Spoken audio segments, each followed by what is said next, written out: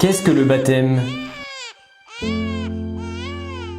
En grec, baptiser signifie plonger. Le baptême nous plonge dans la mort et la résurrection de Jésus. Il nous fait renaître comme des personnes nouvelles.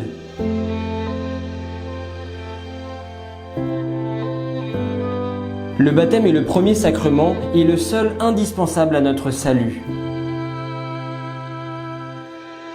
Jésus lui-même l'a ordonné.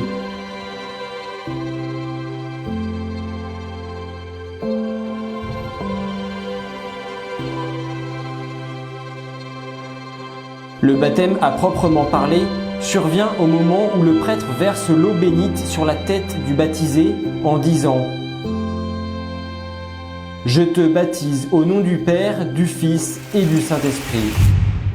Pendant la célébration, il y a aussi d'autres gestes et symboles qui nous aident à saisir la signification du baptême. L'aube, la bougie, l'huile des catéchumènes et le Saint-Crème utilisés pour consacrer le nouveau chrétien. Le baptême est définitif, il ne peut jamais être répété et aucune action ne peut l'annuler. Se faire débaptiser pour l'Église n'a pas de validité sacramentelle.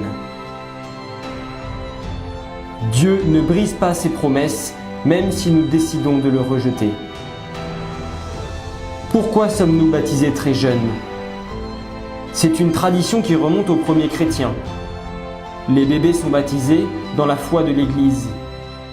Avec la confirmation, l'Église demande aux enfants qui ont suffisamment grandi de confirmer la grâce qu'ils ont reçue.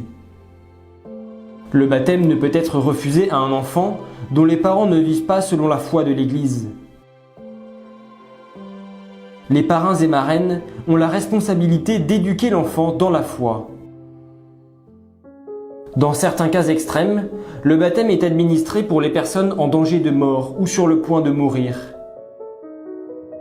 Dans ces seuls cas, l'Église permet à n'importe qui d'administrer le sacrement, même un non-croyant, tant que cette personne a une bonne intention, c'est-à-dire le désir de faire ce que l'Église fait quand elle baptise. Celui qui se trouve dans cette situation doit verser l'eau, jamais un autre liquide, sur la tête de la personne en train de se faire baptiser et prononcer les mots exacts de la formule baptismale. Même les bébés avortés, s'ils sortent vivants du ventre de leur mère, peuvent être baptisés. Dans ce cas, la formule prononcée est « Si tu es en vie, je te baptise, au nom du Père et du Fils et du Saint-Esprit ». Que se passe-t-il si un bébé meurt sans être baptisé? La grâce de Dieu peut le sauver par des voies invisibles pour les hommes, comme avec les saints innocents. Il y a des exceptions. Quand une personne qui n'a pas encore été baptisée souffre et meurt pour le Christ, on parle de baptême de sang.